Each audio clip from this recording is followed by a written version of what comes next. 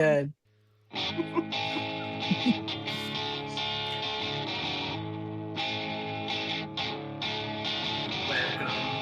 to the castle. You're faithful, you're a traitor. There comes Alan coming. One of you must go, and we'll see you later. You're a traitor. Well, good evening, and welcome to our penultimate of Tally the Votes, Traitors Edition. With me tonight is a lady I would always save a seat for. Carousel be damned. Hey, Christy. Hi, Jamie. I got back into my library, so I'm feeling a little more cozy this week. Found that Oh. pesky key, Sometimes you lock yourself out. It's what blondes do. It's fine. It's fine. You mean the charger? Thank God. The charger? The charger. It is the special key. I mean... And also with me tonight is a man who not only keeps the grounds and manages the jury, but he has become the Johnny to my Tara, my fellow Olympic announcer, my favorite fellow figure skating fan. Hey, Brian.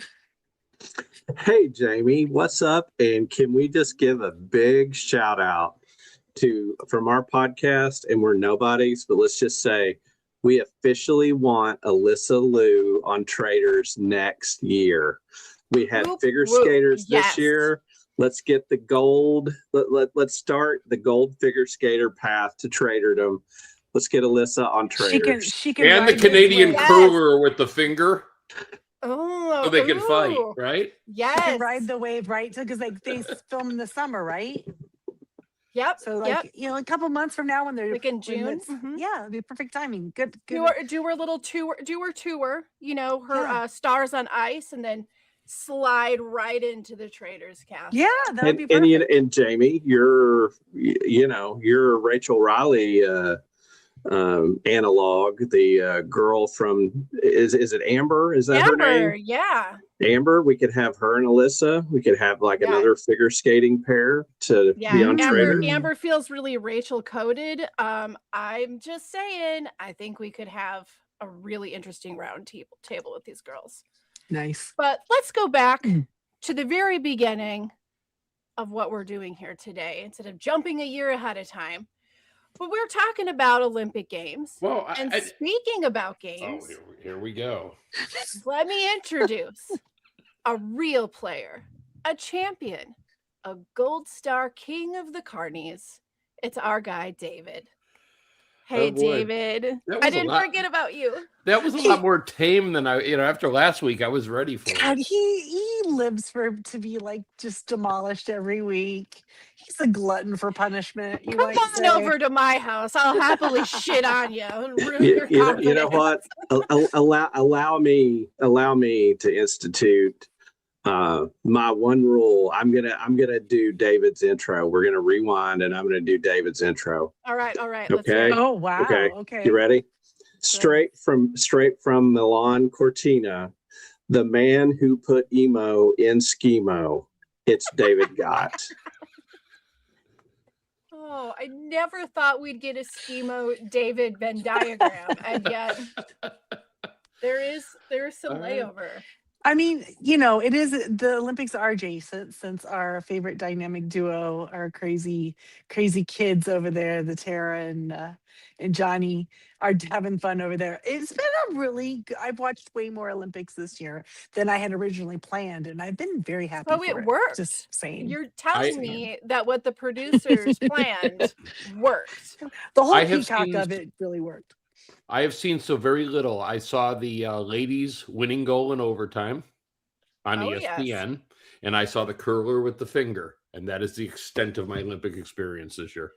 Well, let me tell you, you have missed some of the most dramatic dramas on ice that we have seen in many an Olympic. It has been like 10 years from now, 15 years from now, someone's going to get the rights, and there's going to be a mini-series. I mean, it's not going to be Ice Castles level. No, but it's gonna. But it's not going to be like Kerrigan Galooly, No, but you know what's going to happen? On one side, you're going to feel like really low. You're going to feel so low. You're going to feel as low as you can go as a fan, and then a week later, at the end of the entire story, you are gonna skyrocket to space. Wow. You're so high and so happy. I'm telling you, it's been a real roller coaster. I'm glad that we've been able to see it. It's been really fun getting to see Tara and Johnny, like having the juxtaposition of this game next to their commentary in the Olympics. And their TikToks are outstanding. They're fantastic, right? I'm just sorry. They're unreal funny. Like I had already seen both of them commentating leading up to the Olympics, like when they were having all of over the last year or so, the competitions leading up and to this. And so I already knew they were going to be fun based on that here in the Traitors, the show we're here to talk about tonight. And I'm sorry, is that what we're talking about? We are. And this week was a carnival ride. Absolutely. Literally a carousel, if you will. I mean, it was up and down. It was kind of roller coastery though, also. Like a little bit. I got a little scared. I got a little okay. A competition where I've never seen production so blatantly provide advantage to two individuals. Well, we're gonna get to that because I'm just like super curious on all these different levels, and I want to know if you guys are too. Before we jump to the challenge of all of this, let's just start out at breakfast. First and foremost, I would love to tip my hat at the producers yet again and say you gave us and writers, you gave us an entire episode where you knew Rob wasn't going to get any votes. He was fine. He wasn't going to get any votes, but my God, did you make us believe that his ass was cooked? Good job. Did. Phew. I mean, otherwise it wouldn't be very much fun, right? You have to think like, oh my gosh. You need a little excitement. Yeah, what's it going to be? What are we going to get here? It just more makes him look like the mastermind. But right at breakfast, he's feeling it, right? He's starting to feel a little guilty, and I had forgotten. I'm going to say I forgot that the way they were killing somebody was a Jack in the Box. I'd totally forgot it too. Until we started watching it, I was like, oh yeah, that's right. It's a Jack in the Box. And we got like a half a second to remember it because we got the most like unexciting clip of Kristen opening previously on. Like, not the peak of suspense in that. But I will want to point out that we were all correct. That was our prediction. And I have to assume, had Brian not been experiencing physical technical difficulties, he would have also predicted Kristen going home. Because we got some comments on some of our socials where everyone was saying it was going to be Nat. She would have been a good choice. It's not that it wouldn't have been an appropriate choice given what they've been dealing with, but they know who is going to be the smartest cookies in the bunch. The key on this point was she was on to Eric, and if you didn't kill her, she was going to. It was going to be more risky. That was why she was the proper pick. Kristen made it clear. Ideal is if she would have killed Eric, and then he would have recruited her. That could have been a move. I think Kristen would have made a good traitor. Yes, sir. Oh, absolutely. Because then no one would have suspected her because she had just fingered the traitor. But the way she goes out, if you watch the recap at the beginning of this episode when they go back and run through, they always do let's talk through the options. Yeah. Rob brilliantly plays up Eric's paranoia and says, Kristen sure has been talking about you a lot, and we could do that, but it could put some stink on you. It could be big advantage or big loss. And then he does what he's done so many times. He backs off and lets Eric guide where they go. And when they get to Kristen, Kristen doesn't point back at Rob, but does point back at Eric. Yeah. Yeah, but she's not smart a weak player, to it's smart to let them have the reins. I mean, it's worked for him with the other traders, but also don't you think there's a little part of it because he didn't give right. Well, he drops it when it's appropriate for him and he has something to gain out of it. But I also think that another way that it helps him a little bit is if it's not him that writes the name down, I feel like he can convince himself to look less guilty. Just to himself. You know, it's easier to walk around with a lie if you're not. I think that's part of his play like a faithful. Yeah. That's part of his play like a faithful feeling. Yeah. I still think his play would have been, okay, you know what? You write down whoever you want. I'm not even going to look. And he just turns away and doesn't, you know. So he literally is as shocked as everyone else. He just sits in the corner, shoving eggs down his throat. Chicken. Giant eggs. Or salmon. God, no, I mean, like, how many shots have we had of him just like a whole egg? Just they're good for you, obviously. I mean, you know, but this is the thing. You know, okay. You know what swallows an egg whole? A snake. A snake does. They also and lay you know what? eggs, so it's a also Rocky, Sylvester Stallone. And Rocky. Right. Listen, he's a really, really nice looking man. He's an attractive and Cool Hand man. Cool Hand Luke swallowed when an egg. When he eats those eggs, he gets a little, I don't know, for me, it's just a slightly less attractive because like what goes in must come out. And I don't know if you ever been around somebody who's had an egg or two, but they are stinky when they think they're letting a secret one slide. I'm just saying, there's no way he is not crop dusting. This has been flatulent talk. No, Jamie. Listen, that hot ass man is crop dusting that entire fucking. You know what? I did not think man was going to follow hot ass there after what you just said, but I feel like he is cute, but he's not normally. He's kind of so laid back cute that there doesn't seem to be much there. If I wouldn't have, yes, it is. It's my time. But I think that if we hadn't seen him play this game and seen the brain in work, he wouldn't be as cute. I agree. Do you know what I'm saying? Yeah. He's very like casual. He's casual cute, right? Yeah, like, he could have been boring cute. Do you know what I mean? Yeah. Like, they're all right. You know, like yeah. Like a statue. That's why I said, you know what? It turns out I really like him on Traitors, but I do not think I would have liked him on Big Brother. I just wouldn't. Although now we might. Maybe, but you know, I always get afraid when we get this like this cookie cutout of a player who just decides that they're just gonna like shack up with the hot girl. And then it's just a showmance, and the game just kind of goes sideways. And it's So that makes me want to ask a question. If this was Big Brother, are Rob and Maura hooking up, or is Maura into Rob and Rob isn't into her? That's the feeling I get. That she's more into him than he is into her. Okay. But I think it would start out that way, but boredom and there being nobody else around to sidetrack one always leads to that exact scenario. Still ends up in a showmance. If Rob isn't into Maura, then he was into Colton. So No. I'm not saying that he's not into her. That would have been way more interesting. She's literally every man's type. Okay, I'm just saying. She's very beautiful. She has an amazing accent.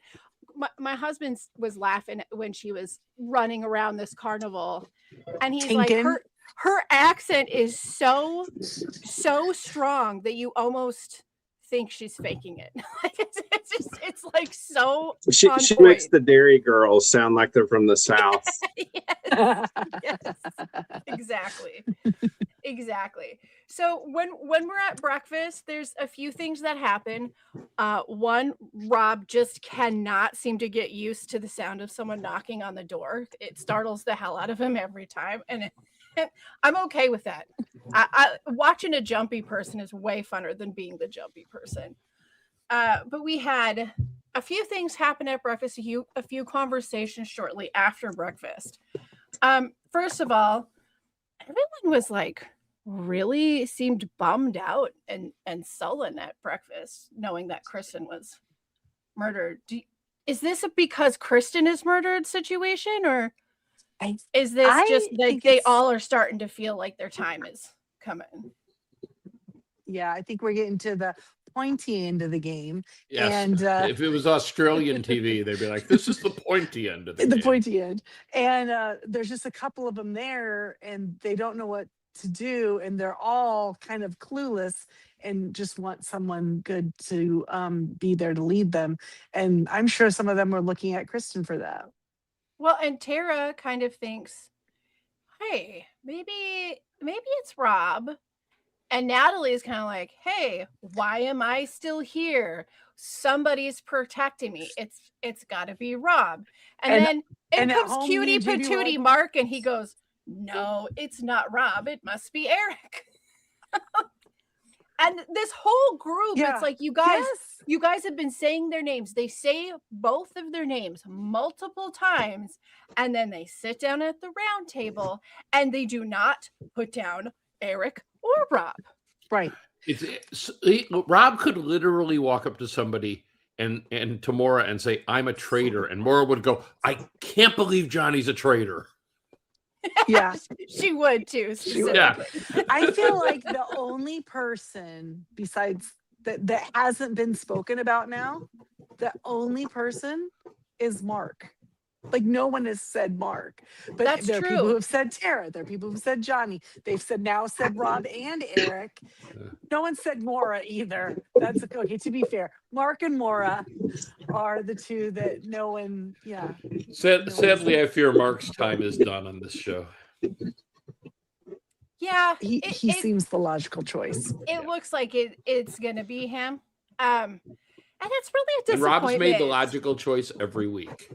Yeah, I've really enjoyed getting to know Mark in the last 2 episodes because we really didn't get much of him before that. But I don't know. I've enjoyed his presence. Damn, that man can dance and he can dress. Something bothers me about him. I think it's the fact that I'm jealous of his hair. I really do. Like so much, and I'm like, there's no way I didn't have that much hair when I had hair. Yeah, and it's like curled. Do you think he does like the wash it in the ice water? I don't know. I don't know, but he's got the side all shaved. Is it both sides or just one side? So he has like that much less hair than he would have if that wasn't shaved, and still it's so much. So that's why I wonder, has he got some extensions? Is he like got a weave going on in there, maybe a little bit? Just saying. It's a lot of hair, and it's all very healthy looking. It's got the salt and pepper thing going on. Well, the thing about Mark that I found interesting this episode was I don't think the show had done a great job showing us how much of an alliance he had with Kristen and how he sort of spun out when she got taken out, that he sort of looked and said, everybody else sort of has someone and now I don't. Well, no, he thinks he has Rob still. Yeah, but he knows that Maura has a stronger. Yeah, he started the episode, I think, more thinking that than he did at the end. Yeah, and I think unwittingly, again, like whether this is a great gameplay or luck, like of all the duos left to figure them out, like Mark and Kristen probably were the sharpest duo left as far as gameplay. And by getting rid of her, it really sort of set Mark on this journey where by the end of the night, like he was looking at Natalie and not at Rob anymore. Yeah, there was a lot of conversations to get everyone's head to swivel on Natalie. And it was interesting because Tara and Natalie were really, really solid, but Johnny is ultimately Johnny is the one who kind of caused most of the disrest of what was happening, without maybe intentionally doing so, but he couldn't 100% buy into the vote that it was Rob. Like he just couldn't do it, which is interesting because he says to Tara, like, we can't trust anybody. We can't trust ourselves. And you're right. You're right, sweetheart. You cannot trust yourself. But honestly, with people zeroing in on, because there's not that many people, you're going to end up talking about everybody now. I mean, who else do you have? But with people zeroing in on Rob and Eric this episode, it just seemed like at the end, how did Tara? I think she just really flubbed it. Do you know what I mean? At the round table, she did, but then I think her real emotional reaction, I think, took a lot of the sauce off her at the end. No, but between her and Natalie, they could not have helped the Traitors more. Well, Natalie had a point, but she sure didn't express it well. But I want to defend Natalie for a second, and I'm sorry, Jamie, if you wanted to. Like, Natalie did something that I'm so thrilled to see her do, and in the end, it hurt her, but it shouldn't have. When she started the day with Tara being like, "What's up with us?" Like, I thought we were cool. Are we cool? She does a check-in with Tara to see where they are. Mm-hmm. And coming out of that conversation, Tara is like, I don't think she's a traitor anymore. Mm-hmm. And like, it plays really against Natalie's type. Natalie pulls back on being aggressive and being confrontational.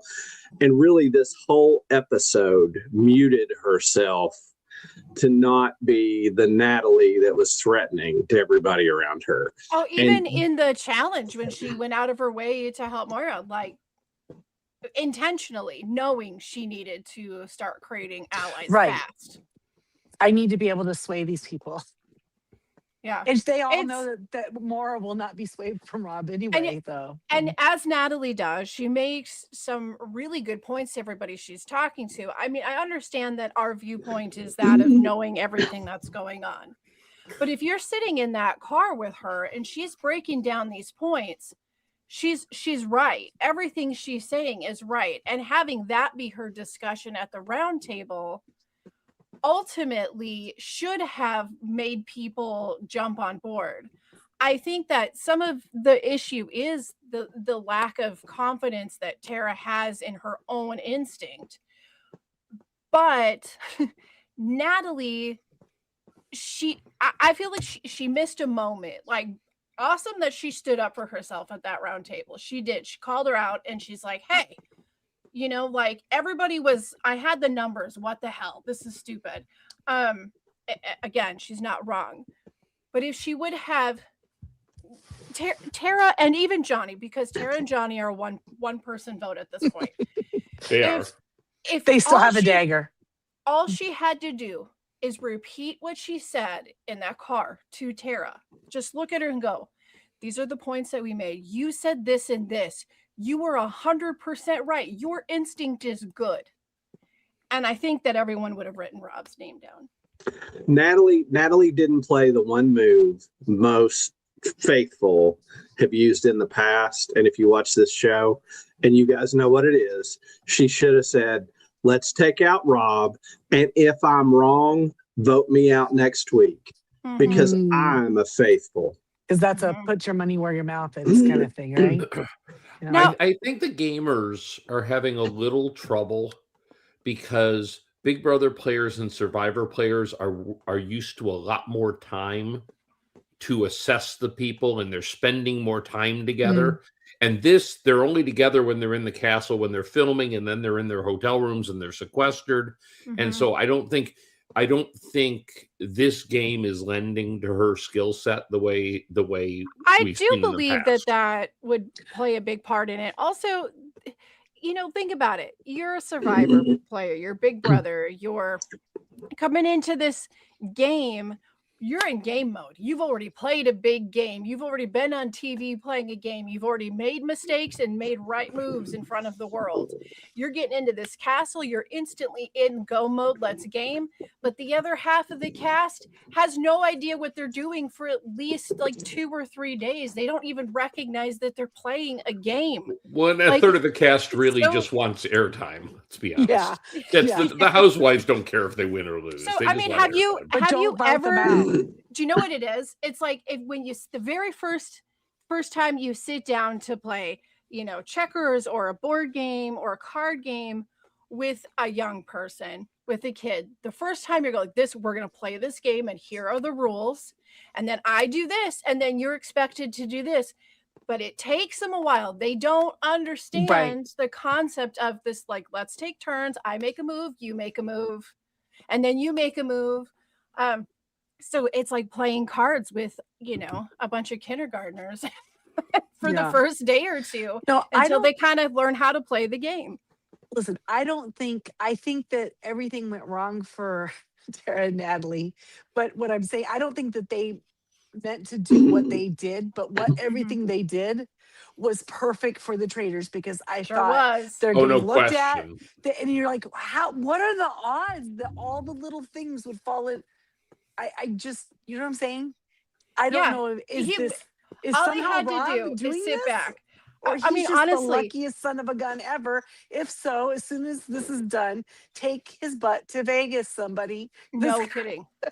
I mean, we've looked, his winning strategy has been, and I don't think it's accidental. I mean, sometimes like this, it just falls into his lap. But his winning strategy is just to sit back and let the rest of them do it.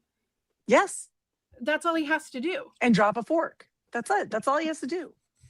Occasionally he takes a drink of water.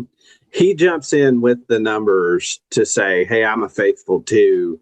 And here's the little part I want to add as to why they're a traitor. Right. Yep. But Tara did, I mean, not trusting herself. She really did Nat dirty, but to everybody else, isn't this set up perfectly to now to go, did you guys not see what Tara did to Natalie at the round table? Tara is, no, that reaction, dude, why did she set him up? That reaction was so over the top. It's clearly traitorous. It's easy. Because if they were to, if what Nat said was true and they were talking all day long about voting for Rob, and then Tara comes in here and votes for her, and Johnny does too. Like, there's your two traitors, and now they won't know because they don't have to say if they're faithful or traitor. I think they might be able to get those two out, and it's game over. Do you know why? Do you know why Rob is so lucky? Here's another thing that I thought about and I put in my notes. If Mark is in the car with Tara, Johnny, and Natalie, he is able to tell the narrative that yes, Natalie told the truth. And Tara and Johnny were on that and backstabbed her, because he's not. There's nobody else to say that's what happened. Exactly. Now, I do have a question. At one point, Tara was saying, but is tonight the right time to go after Rob? Because he has this extra vote, because he has the dagger. Like, we don't really have the numbers, or we're really going to have to fight to get the numbers. Is tonight the right night to do it? Maybe we shouldn't do it tonight. Maybe he should be next. But so Nat was right. Well, Nat and that's actually strategically, but then that's strategically super smart. But they had nobody else at that point. I think they talked about Rob. I think both women did. I mean, like, if they stood their ground on what their defense on that was, I think they both had really good points. My question is, though, was Tara being like, about this time because she really was like, no, Rob's next? I think Johnny talked her out of it, because you remember in the car, they talk about the dagger, and Johnny says, maybe this isn't the right time. And since they're in such lockstep, like, I think that gives her enough doubt to think it's not the right time. Then Natalie gets mad and, of course, brings back all the past with Tara, and they just, shoot at each other and completely overlook Rob. And I have to say, I get that there's going to be beef in these games, but Natalie, you were so paranoid and so fast to jump every single time there was an option to jump and look paranoid. She did. So Tara going, I don't know, like, that feels weird, maybe you're the traitor, was not a personal thing on her whatsoever. Unfortunately, I just wish that Tara could have been like, every single time there was something to be paranoid about, it was you trying to beat my ass to get the elixir. Like, what else am I supposed to think? Like, of course, but you're a lovely person, blah, blah, blah. No doubt.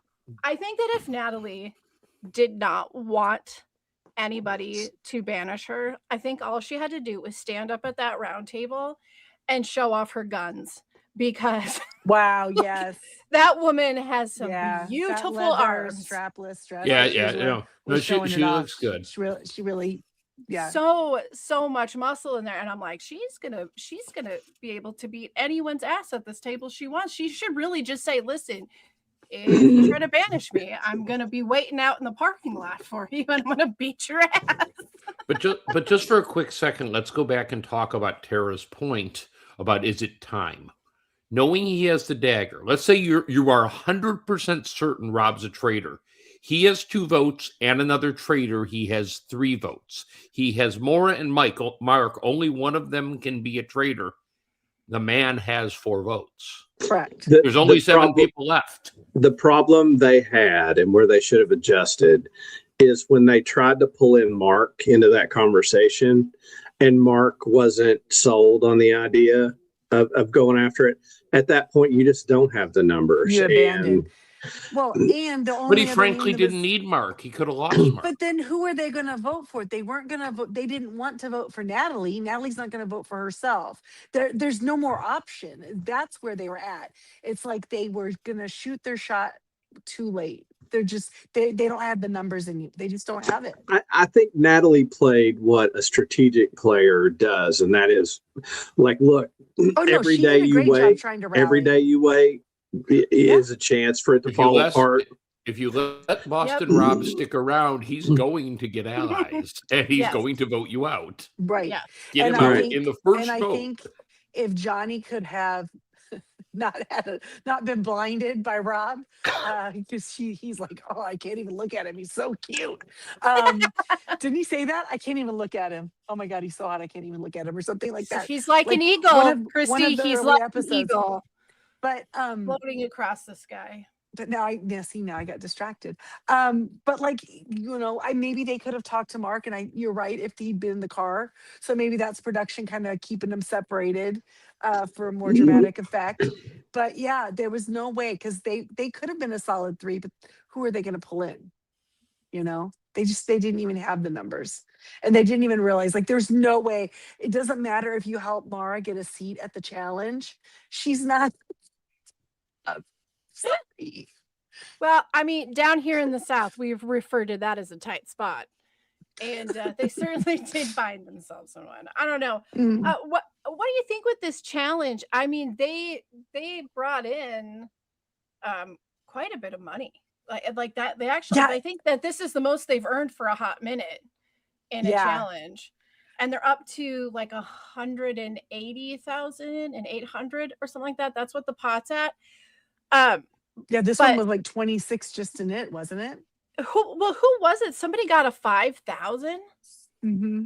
It was a female. I just can't remember who it was, but $5,000 in one. The production's like, we need this pot to get bigger fast.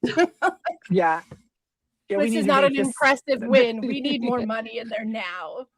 But I loved the having to. I loved the fact that they were given just like, here's the rules. This is ultimately how you get your shield or you get your money, but then kind of kept that, oh, by the way, there's going to be 1 or 2 less seats when you get back. Just because it did give us a little moment of Alan coming, get to be like a villain, in his own game. And but Rob was pretty pissed about the whole thing. Was he pissed, or was he doing bad acting? How did you not see that coming? No, I think it's BS that they didn't. Why would you not give that as part of in each round? So with the why not say that at the beginning? He said the rules said whoever's on the carousel at the end gets the shield. Mm-hmm. That says right there's only one. So they should have known. It was obvious to me. I was surprised they were surprised. Yeah. Well, I don't know. I think that some of them were surprised and some of them were like, oh, of course.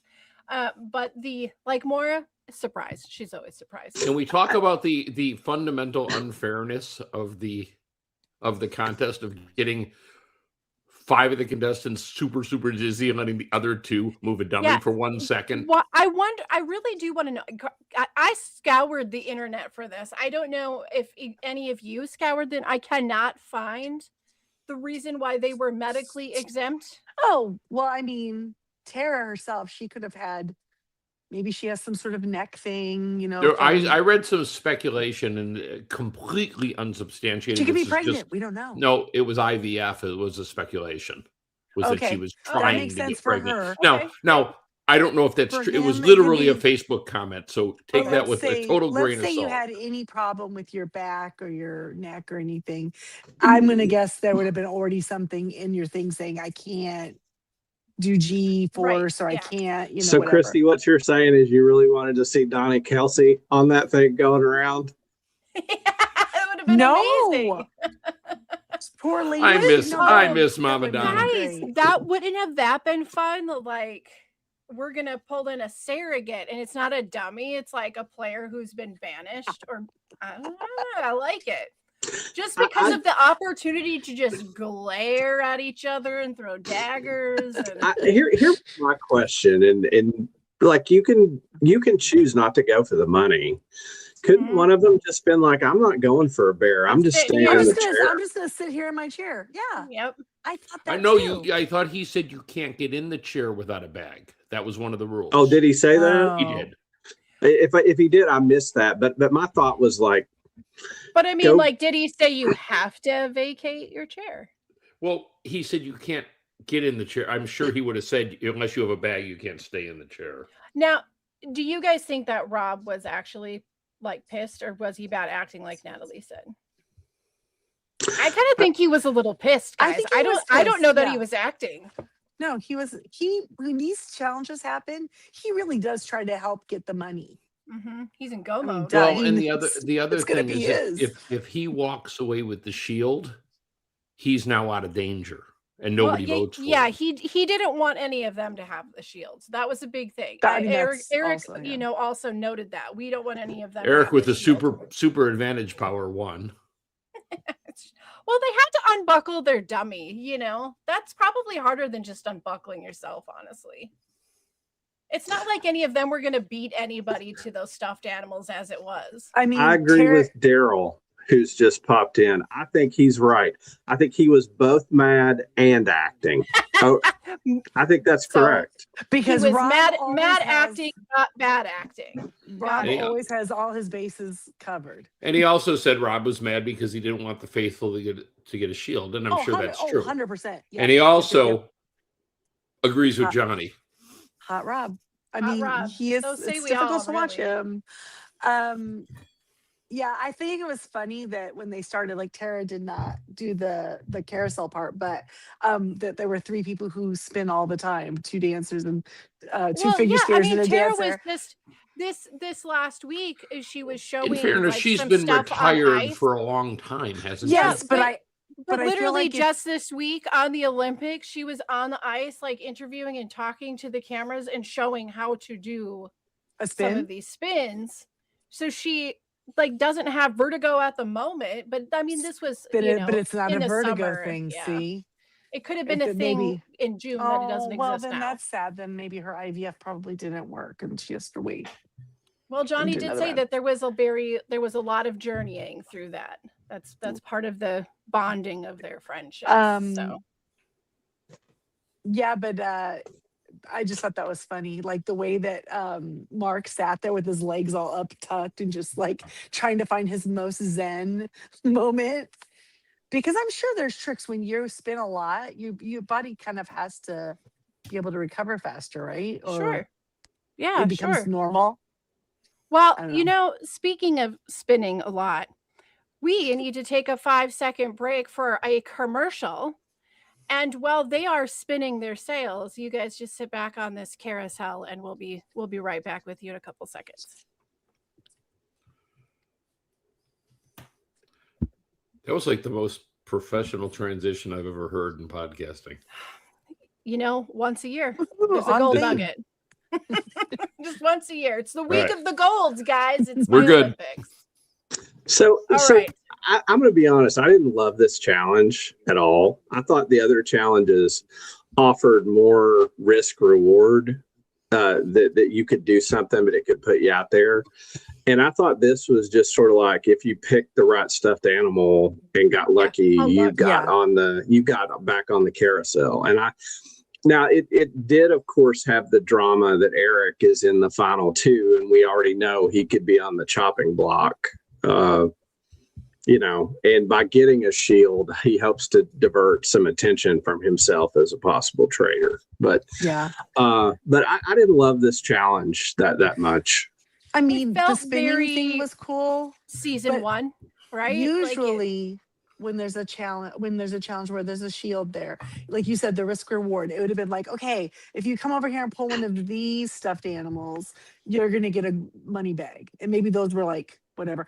If you want to go for the shield, it's over in this other area, and you have to like dig through the ball pit, whatever. You know what I mean? Something different. Yeah. So that So you risk taking longer to get back. It's like the And Big everybody Brother and sees you do it. Survivor. And like, everybody sees you do it. Yep. Yeah, it's like the Big Brother Survivor risk or reward, where it's like you can either get safety or you can get this reward, or you can have the something set up. I think like they that. should have done it like that. Yeah. I do like that all the stuffed animals were apparently stinky and gross. You know why? They're outside stuffed animals. Yeah. They're rolling around in the moor, you know. My favorite part was Tara trying to open the bear, and here comes Nat. Rip. Yeah. Just like it was tissue paper. Right. It's just she will mess a bear up. Taking her time to kill him and then hauling ass to the next one. Yeah, like, that was good. The way it's rains there, and the way it's very moist in the morning. Moist. Sorry. I bet you that I had that set up, and they probably just start to it's like South Florida. It's so humid. Whatever you put outside is eventually going to get moist. It's gonna rot. It's gonna rot away. You should see my stinky chairs on the Chase lounges in my backyard. They're not good. It's growing, and they're only like 6 months old, and they're gonna have to be thrown away already. Yeah, they have their own they have their own biosphere growing. So they're the raccoon very much likes them. So that Highlands of Scotland, they're kind of like rainforesty, aren't they? Kind of. So they are. It's like that moistness. If you watch the first season of Outlander, which I'm rewatching for like the millionth time, they're always walking around with damp hair. You know, I'm just like, oh God, it's so beautiful there, but could you really live with damp hair? So they all smell like soggy stuffed animals, is what you're saying? Yeah, with all that wool. They're gonna smell just like those stuffed animals hanging up in the carnival. Yeah, really good. I would have thought if they were kind of like damp like that too, they'd have been harder to rip open too. Oh, maybe. Though it could have helped keep like the fiber down. Because otherwise, that's an asthma attack waiting to happen for me. And that's everything's an asthma attack waiting for us. I mean, this is true. If you're anything past Gen Z, this is the part of the podcast that you totally tune out and don't relate to us. We're going to talk about like asthma attacks and.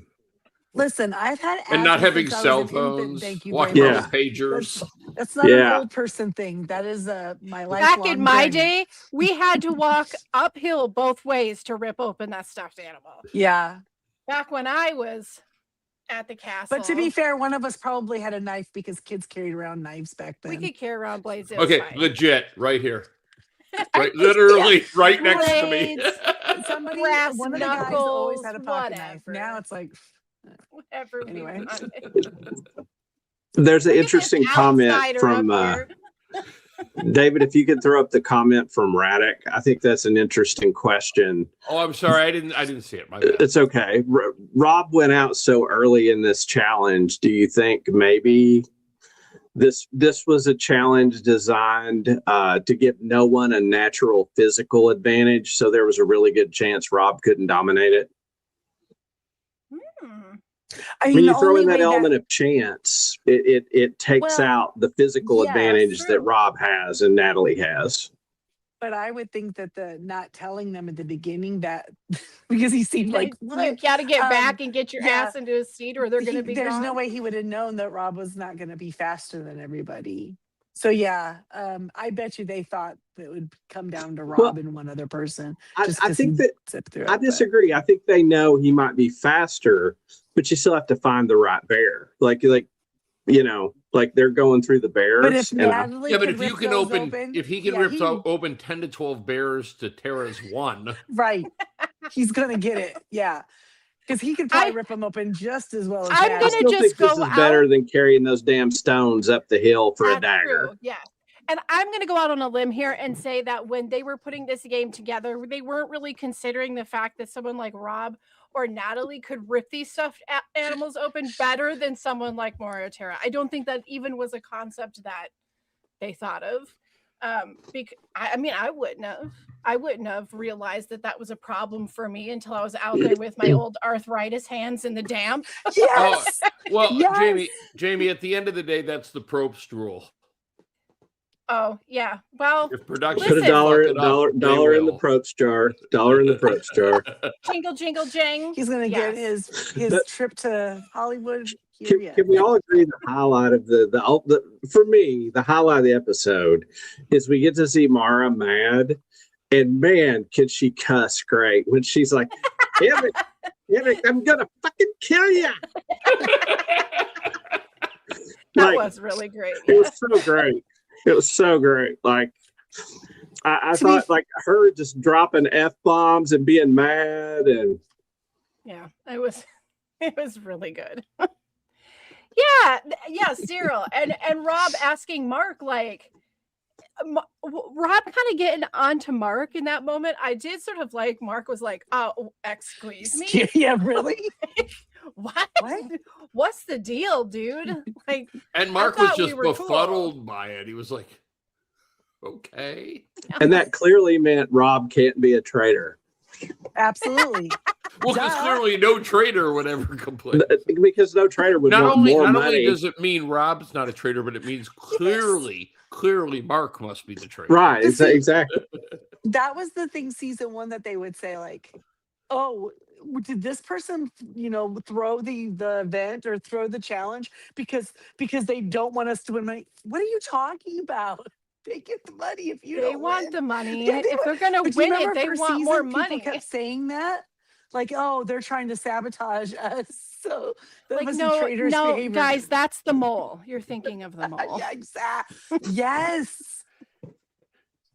Yeah. Also a British show originally, but I think that this would be a good time for us to jump on over to some feedback, as we've covered fairly every aspect to this episode. Yeah. Well, there's one thing we haven't covered. Please do. Yeah, go for it. Okay.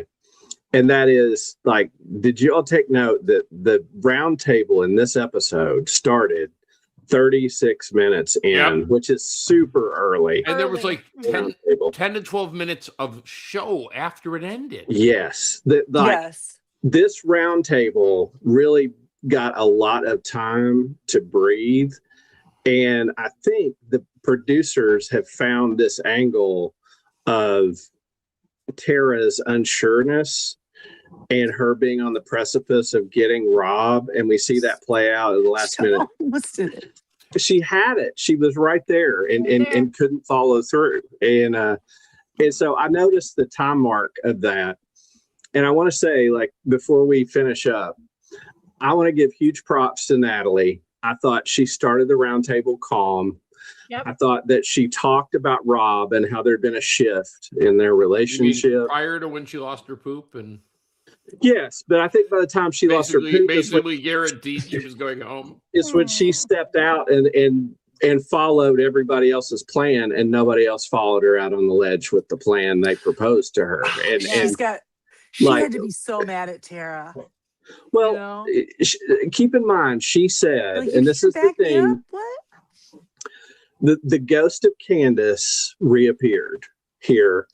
And again, that vote is brought up and it points out and it comes out, and then everybody just ignores it. And it's right there for a second.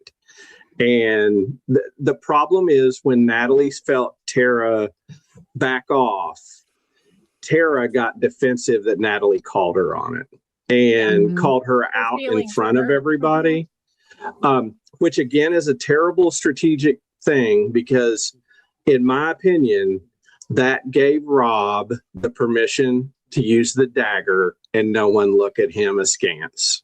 Yeah. I don't think anyone cared if he they used knew the dagger. They knew he had it. Why wouldn't you use it? Faithful or traitor, you would use it. Sure, so do you think this would have been better? Confidently using it. Do you think this would have been better if the amount of time they could have the dagger was shorter? Like maybe they had to use it in the next round. I wasn't a fan of the dagger, and I felt like they gave it to him. So, I think it just maybe had the other faithfuls. Yeah, they did. Well, no, I feel like production gave it to him. I think it's sitting around for so many episodes kind of lost the magic the dagger could have brought or the drama it could have brought. maybe if you had to use it straight away or not use it, maybe that would have been a more effective story. I think it's too powerful to have this late in the game. There should have been a time limit where you had to use it at some point earlier. I think they wanted the time limit to be a round table where it could be the tiebreaker. So if you don't do it at 6, you'd have to do it at 8, maybe. Kind of like an idol being used at 4 in Survivor. That's a great rule. I like that rule, that you have the dagger, which means in the event of a tie, you can break a tie. That's it. Like, that would be a cool thing. So you have the power in a tie. Now, Daryl Seymour throws up a comment. He says, in an interview, Mark said he wishes that Candace went harder at Rob, which hints to me that Rob is going to win, but we'll see. Fair. I mean, Candace is going to call these people 5 kinds of dumbass at the reunion. Oh, can you imagine her watching these episodes at home? She is so pissed. Okay, is the reunion coming out the same night as the last? Because they just recorded the reunion last week, so there's lots of I believe it comes right afterwards. How Johnny and Tara could have been a part of it, so they think. I think it goes. I think it maybe. I don't know. I'm assuming it will go into the slot that the podcast goes into immediately following. Do you think? Okay, Robin. Yeah, I'm assuming. I didn't know if they were going to wait. But you know what's interesting? Roll it out again. Is there's been a lot of speculation that they would zoom into that Tara and Johnny would zoom in because they're busy with the Olympics. Maybe they did it at the Olympics. Oh, like the reunion show is like at an Olympic venue. Fun. Well, yes, why not? Do you think that they'd send them all out to Milan? Why not?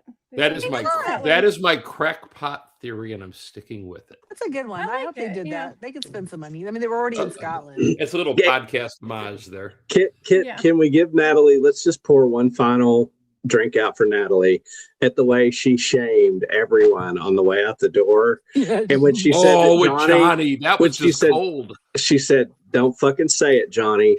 Don't say sorry. I don't want to hear it." And she says, "I'm a player, and I just want y'all to know a player got played."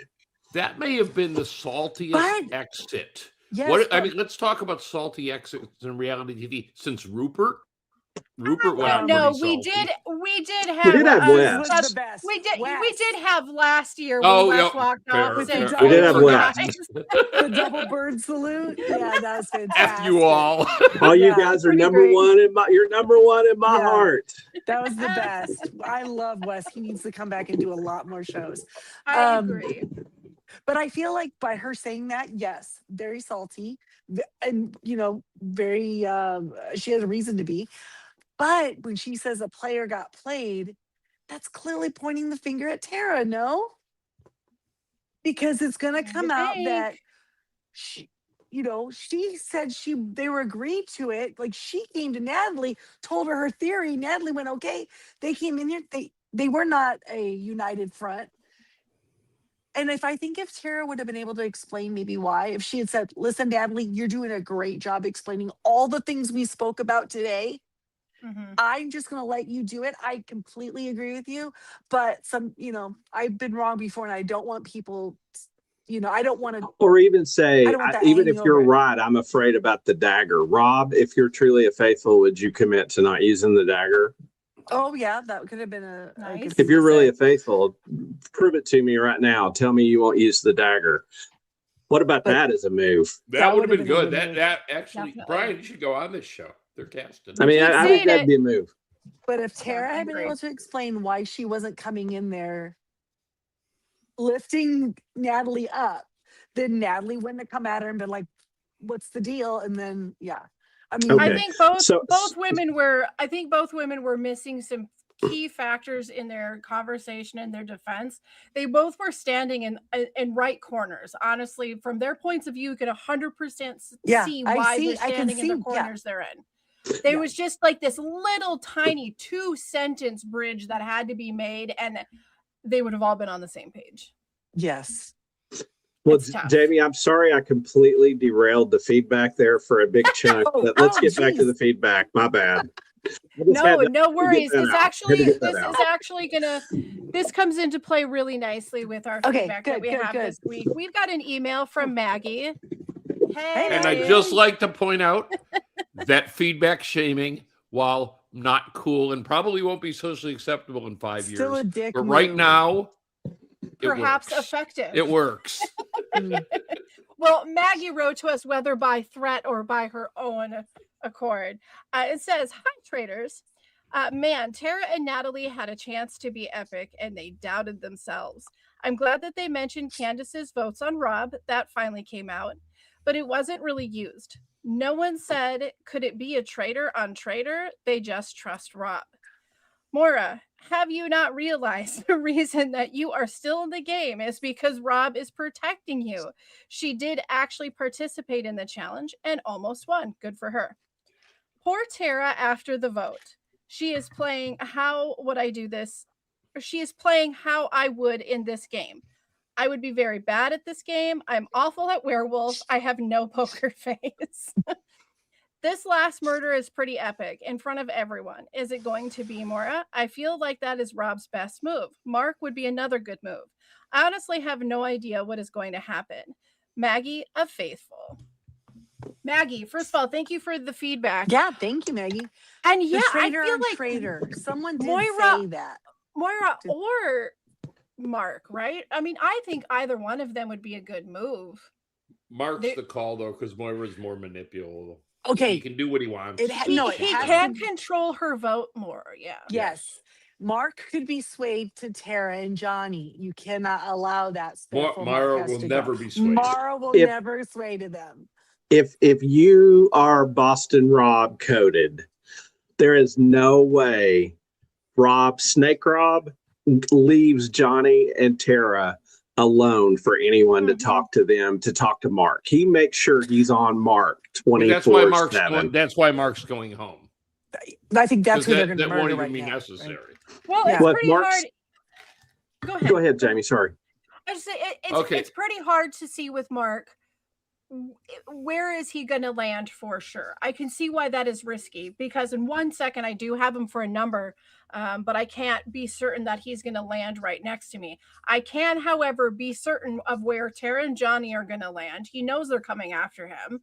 And he definitely knows that he can pull Maura and where Maura's going to land.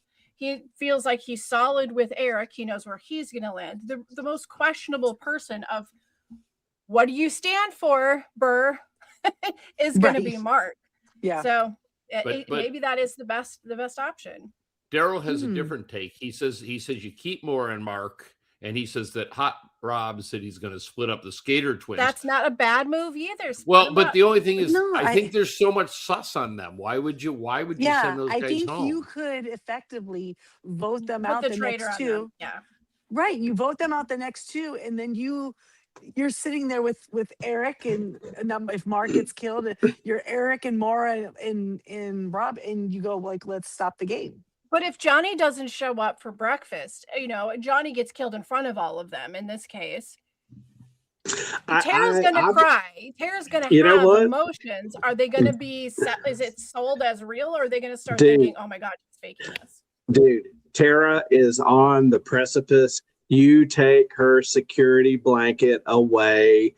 You leave her isolated. And here's why.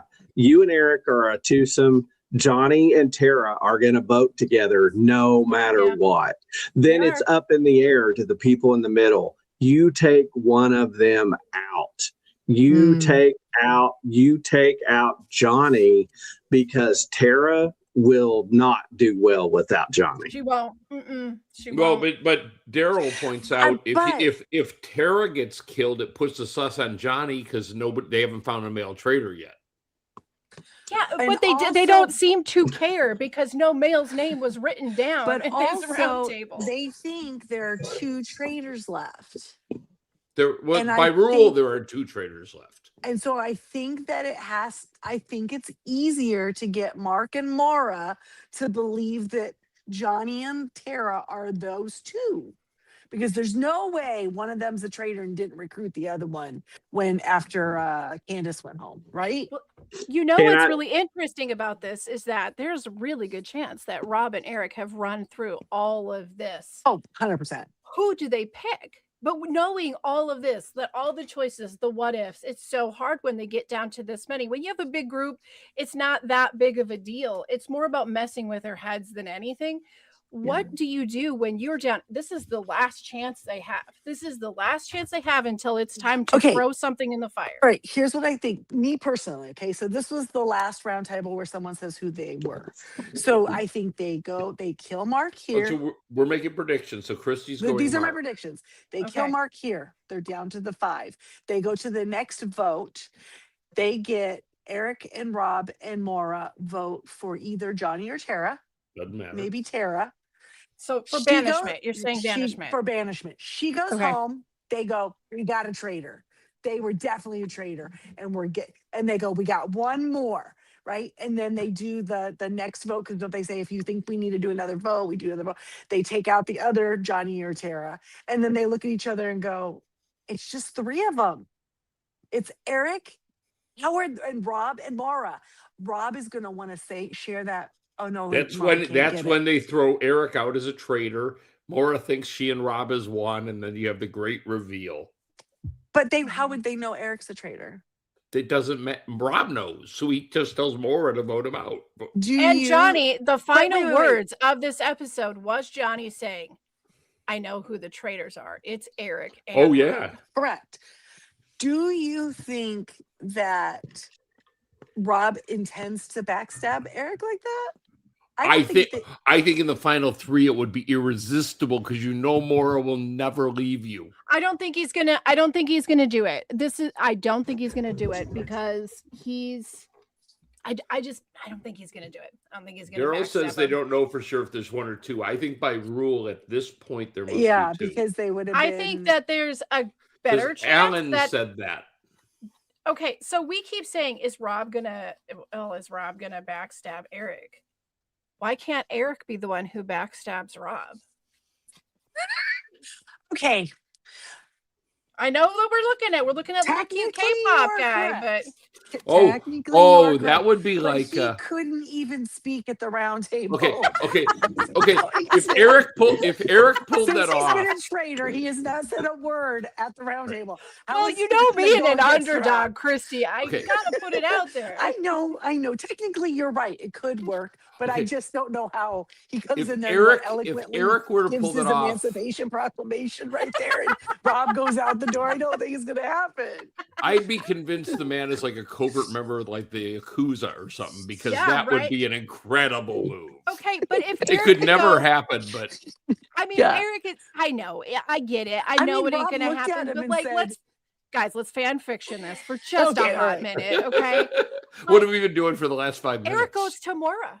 Hey, Maura, you know what I'm thinking? I'm thinking that Rob is the traitor. She goes and tells him. She'll go tell Rob. Yes, and Maura goes, Eric, I like your music, but I really want to sleep with Rob, so I'm going to go tell him what you said. He's just too handsome. Okay.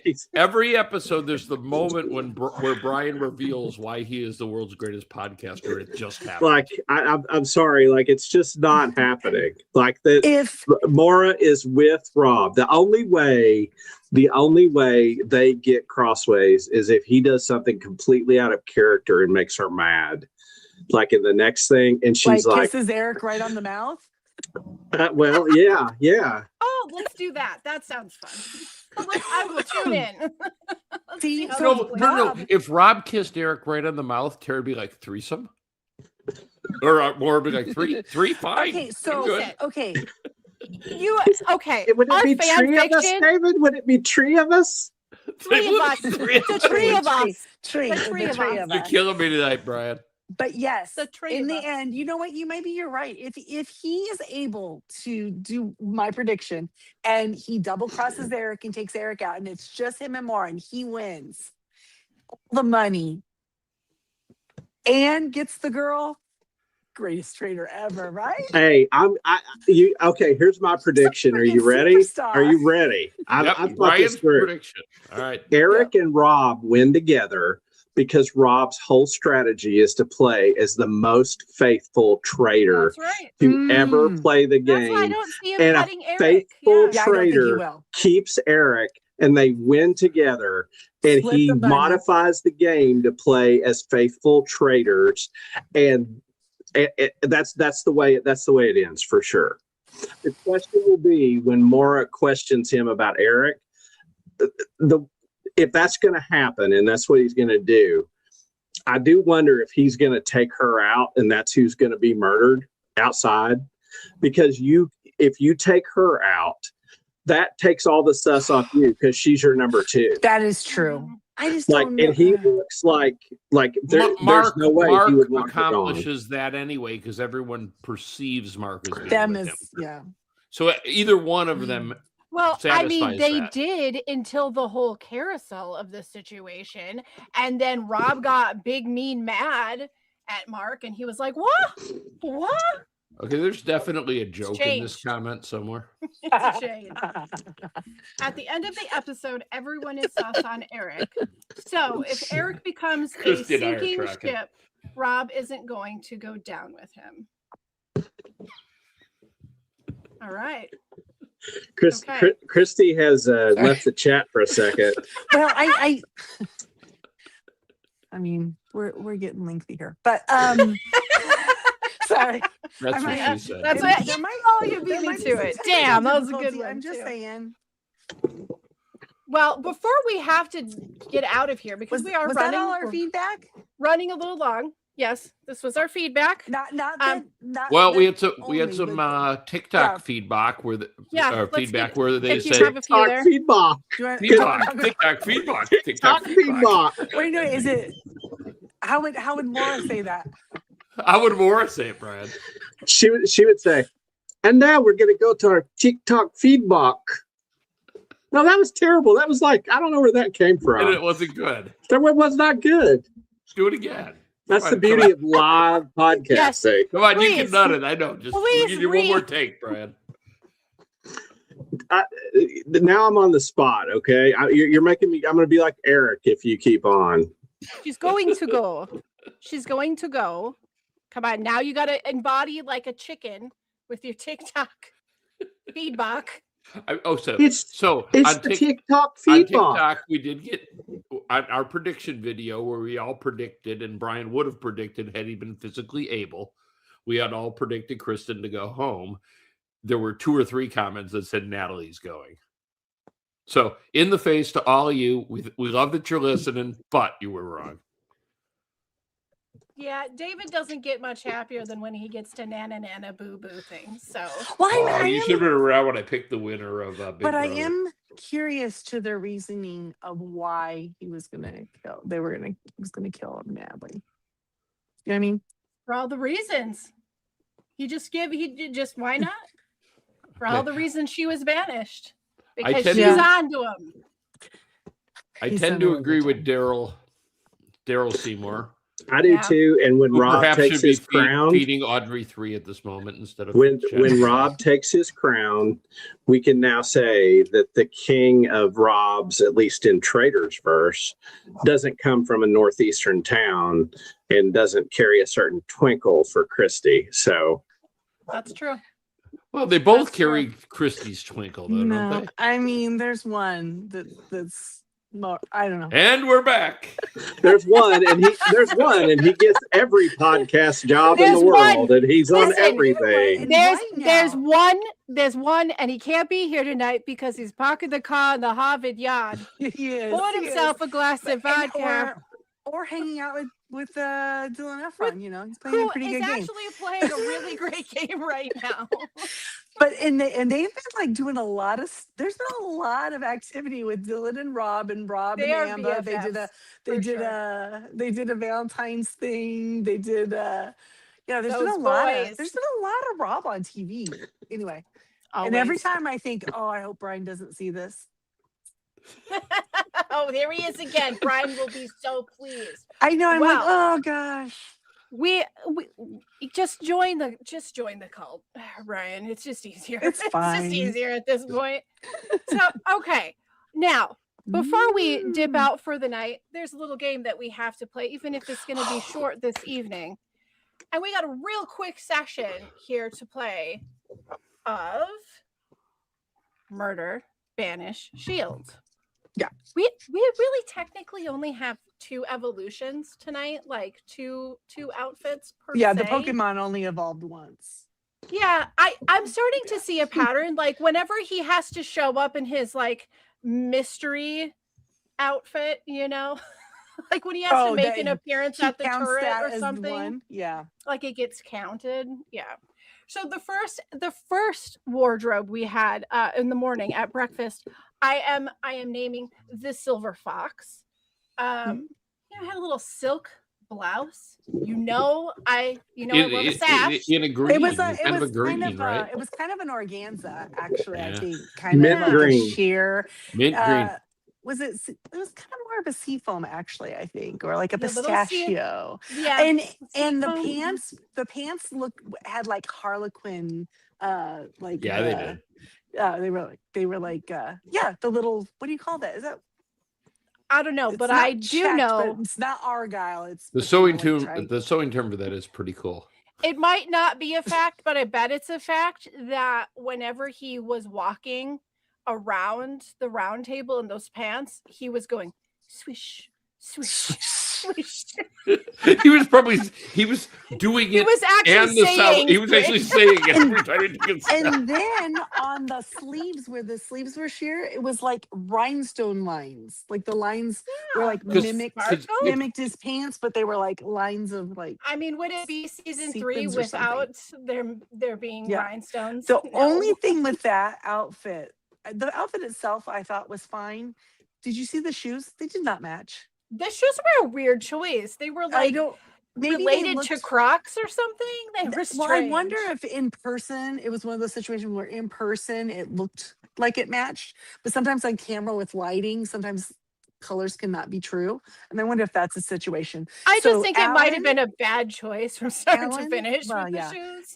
He knew he was going to be outside and it was damp. He had to wear his it was a damp day, as the stuffed animals did tell us. Combat boot looking Crocs or whatever they were. They did kind of. They look like they might have been like Croc, like 3D printed shoes. Yeah, they were very odd. Strange. But next year, Alan, just maybe like test run your outfits on camera, lighting. At least first. the shoes. At least the shoes. So I'm going to say that's a banish on the shoes, but like the outfit itself. What do you think? That's a shield for me. Shield? Okay. Yes. David? I thought he murdered it. But I didn't really fixate on the shoes, or I might feel entirely differently. I didn't even know. I feel like if you were to go rewind it, now I won't miss it. Now it'd be like all I'd see, but that's true. But my impression at the time was it really made up for the couch thing a couple weeks ago. See, and I liked that one. I did too. Whatever. All right, Brian, what say you? Well, players, I'm going to say the outfit was murdered. Really? Yes. All right. Okay. All right, the boys are feeling the fabulous outfit this week more than the ladies. That looked like a fabulous lunch brunch outfit. It looked fabulous. It was not. He needs more accessories. We're about to step into one of the strangest evolutions our outfits have made. And every girl wants to look pretty for her date at the carnival. And so our outfit were they has the evolved. Snake charmer? Was he trying to be a snake charmer? I'm not entirely sure what was going on, but I have, and I was like, I have a Rob so much, Alan. Gosh, I have named this outfit the Bad Habit. It looked a bit like a nun with a tentacle across the top of his head, or a snake, if you will. I'm not sure. I fully embrace the strange gown. I was not a fan of that. The outside, the additions that he made. I mean, you know what it's like, Christy. Christy, you know what this is like. You're gonna know. I mean, like David might too. You know when you're like a kid and you're like cleaning your room, and then you find like your like nightgown or your long t-shirt, and you like you're just cleaning stuff. So you take it and you put it on your head, and you pretend you have like really long, amazing hair. Right? Like, is that what this was?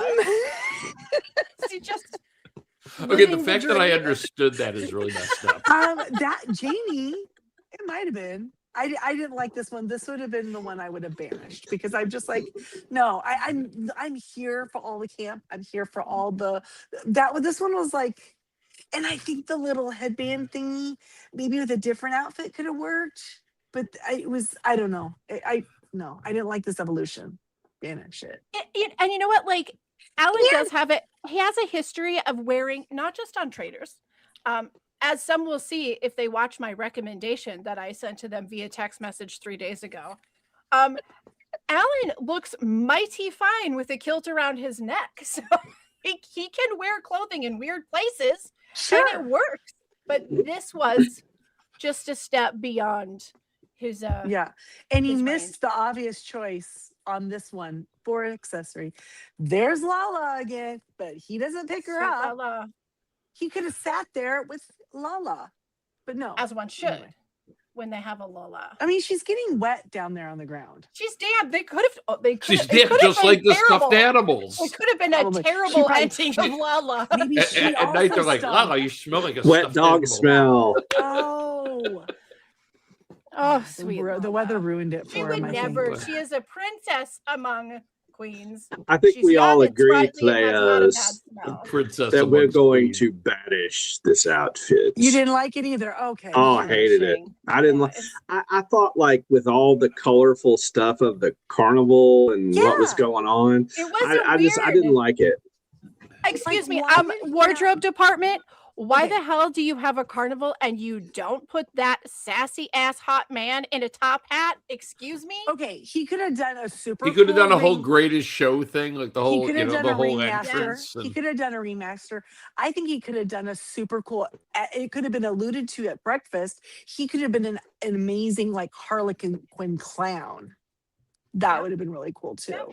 Or even like an evil leprechaun or something with that shade of green, like you're here to get the gold. Like, why not? I know this is Scotland. Don't at me. I know this is Scotland. Like the white face with the little, heart-shaped lips, and I think it'd have been fun. The Queen of Hearts.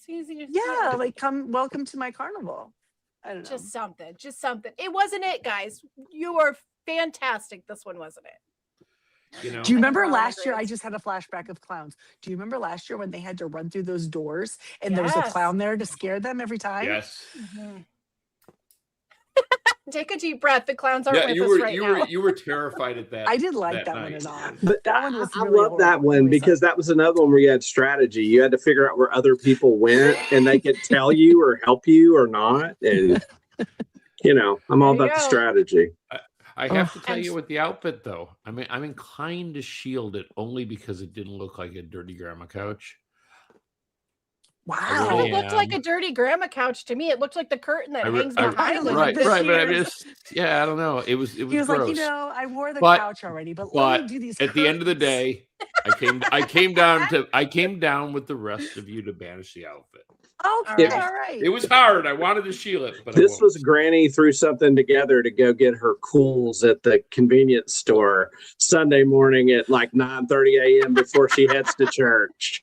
Yes. Okay, that's what this outfit was. I'm just saying that the one I banished before 2 episodes ago, I banished with prejudice. This one I banished without. This one could be fixed, but it was fatally flawed. He's getting to the point of the journey where his trunk, he's worn almost everything. He's only got a couple little bits and bobs down there. He's getting down to the moth-eaten rag from the estate sale. Producer is calling, going, "There's no money left."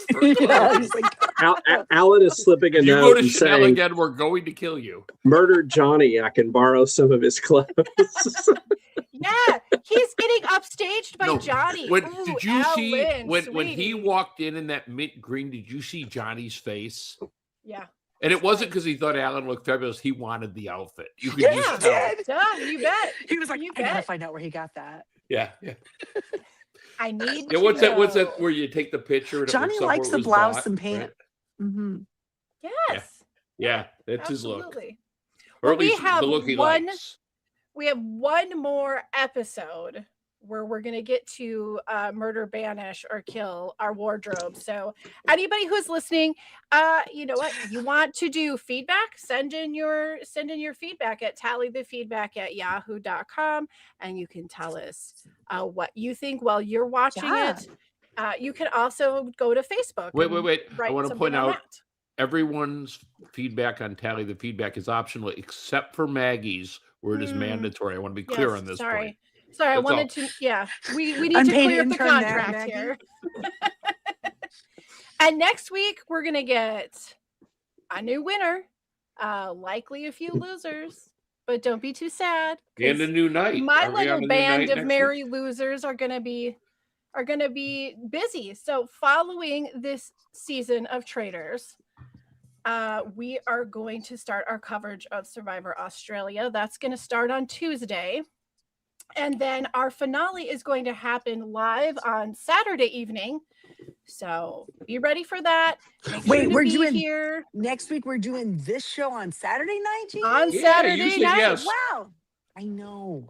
Doing a Saturday party live from Branson, Missouri.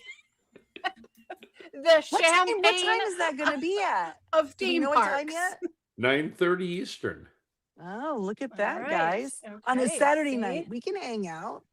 Yeah, so just be here and give us your thoughts on the season and the reunion. And the reunion. So bring a cocktail or something. We'll sit around. We can chat. We can dish. We can talk about all the. Bring a fancy hat. If you have a fancy hat, post a picture of it on our Facebook. I mean, I think there's going to be, based on the rumors out there, there's going to be a very spicy reunion. I'm kind of more excited about that. I don't give a rip who's going to win Natalie anymore. versus Tara, Rob versus possibly Maura, and definitely Candace. Ron and Dorinda, Ron and Dorinda. I'm fairly certain that we can make a drinking game out of this, because we could use we can do a drinking game, drink responsibly. Over every time Rob rolls his eyes, I think we're gonna get a lot of be at the reunion. Yeah, Michael Rappaport will be. He's just shoveling food off of the plate down his throat. He'll be there. And will the lady who's married to Harry Hamlin be there? Will we hear Harry Hamlin? I don't know. Maybe. Isn't that Lisa Rinna, Harry Hamlin's wife? Yes. Did you know I was married to Harry Hamlin? Is she Mrs. Harry Hamlin?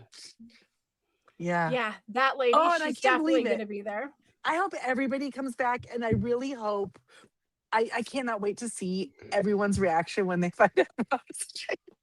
Okay, here's my prediction for the finale. I'll shut up. Okay. We're going to learn Harry Hamlin's going to be there. Lisa Rinna is going to pull Harry out of the crowd, and Alan's going to confess that's how he named his dog after Harry's show, Lala. It all circles around that. And Harry's going to say it's L.A. Law, Alan, and he's going to say no, Law. That's where Alan got the dog's name, was Harry's show. I love that show. He watched it to get ready for the Good Wife. The Lala. Whatever that Lala. Okay, as ridiculous as this is, if you have enjoyed listening to us and you would like to listen to us via the podcast, just head over to wherever you listen to your favorite podcast and find us at the Jay and Jack Whole Enchilada feed. We would like to thank our Patreons who participate at a certain level, who are Eckhart Rickner, Joanne with the Plan, and Ed the Poopy Head Mailman. If you would like to become a Patreon, then go to patreon.com/JNJack. So we've just got a couple more days. We're going to round it out on Saturday. We'll be here. So until next week, may you all be safe. Do what you can to help a stranger. Do not get your wardrobe from an estate sale. And then we'll see you soon. So that's it. Bye. Hey, mates.